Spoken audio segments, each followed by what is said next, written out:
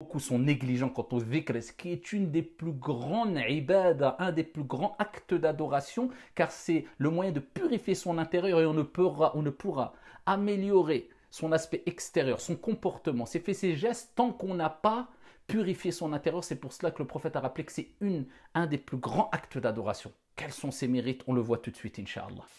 Les mérites sont nombreux, mais permettez-moi de me contenter de 2 ou 3 textes qui vous permettront de prendre en considération la valeur du dhikr auprès d'Allah Azza wa Jal, de l'évocation, de l'invocation, du rappel de ton Seigneur Tabaraka wa Ta'ala. Eh bien, sachez que le dhikr, le rappel de Dieu, c'est la nourriture du cœur et de l'âme. C'est ce qui permet à ton cœur et à ton âme d'être vivant spirituellement. C'est pour cela que le prophète sallallahu alayhi wa sallam nous dit مَثَلُ الَّذِي يَذْكُرُ رَبَّهُ وَالَّذِي لَا يَذْكُرُ رَبَّهُ مَثَلُ الْحَيِّ وَالْمَيِّتِ. Il dit l'exemple de celui qui évoque son Seigneur Tabaraka wa Ta'ala. Est-ce qu'on fait partie de ces gens vivants spirituellement vraiment ou pas? Mais qui évoque comment? On va le voir par la suite. L'exemple de celui qui évoque son Seigneur et celui qui ne l'évoque pas est tel l'exemple du vivant et du mort.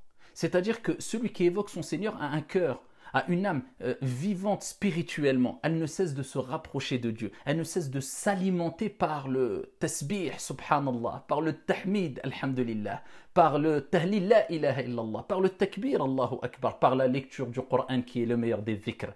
Cette âme, elle est vivante. Ce cœur est vivant. C'est ce cœur-là qui sera serein, apaisé, et qui permettra aux membres, à l'esprit, au corps d'être serein, apaisé. Ala bi dhikrillahi tatma'innul qulub. N'est-ce pas avec le rappel de Dieu que les cœurs se tranquillisent? Un homme est venu voir le prophète sallallahu alayhi wa sallam, rapporté par At-Tirmidhi, pour vous rappeler que c'est à la portée de toutes et tous, et que c'est l'essentiel, c'est le plus important. Il dit: ô messager de Dieu, les actes sont devenus énormes. Il y a beaucoup d'actes d'adoration, beaucoup de commandements, beaucoup de choses à faire. Ce n'est pas une plainte de sa part, mais c'est pour, regardez, il voulait venir à l'essentiel. Donne-moi le meilleur moyen. Et il dit: ô messager d'Allah, il y a de plus en plus d'actes à faire, des commandements, etc. Donne-moi une chose, une recommandation à laquelle je m'agripperai. C'est comme s'il disait au messager d'Allah: tu es le meilleur des enseignants, donne-moi la meilleure des choses à faire.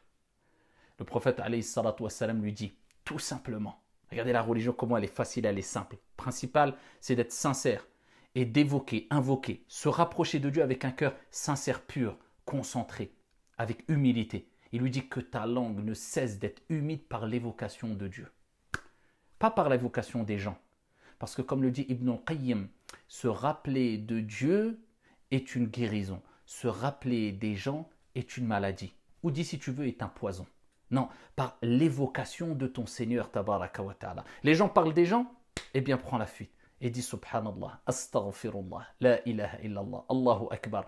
Et plus tu ne cesses d'évoquer ton Seigneur, et plus ton Seigneur ne cessera de t'évoquer en bien et de te préserver, et tu ne cesseras de te rapprocher de ton Seigneur Tabaraka wa Ta'ala. Mais par contre, Allah subhanahu wa ta'ala nous dit وَالذَّاكِرِينَ اللَّهَ كَثِيرًا وَالذَّاكِرَاتِ أَعَدَّ اللَّهُ لَهُمْ مَغْفِرَةً وَأَجْرًا عَظِيمًا اللهم اجعلنا منهم. Il n'a pas dit celles et ceux qui évoquent Dieu. La condition, celles et ceux, il précise bien, les hommes et les femmes, ils sont au même niveau quant à la récompense, bien sûr. Les hommes et les femmes qui évoquent fréquemment, en abondance, fréquemment leur Seigneur Tabaraka wa Ta'ala, on leur a certes préparé. Allah leur a préparé un pardon et une énorme récompense, c'est-à-dire Al-Jannah. Donc, vivez avec le dhikr après vos prières, avant les prières, lors des épreuves, lors des problèmes, lors de l'angoisse, avant de dormir, en se réveillant. Vivez avec le dhikr, avec le rappel d'Allah, l'évocation et l'invocation. Que Dieu vous préserve. Wassalamu alaikum.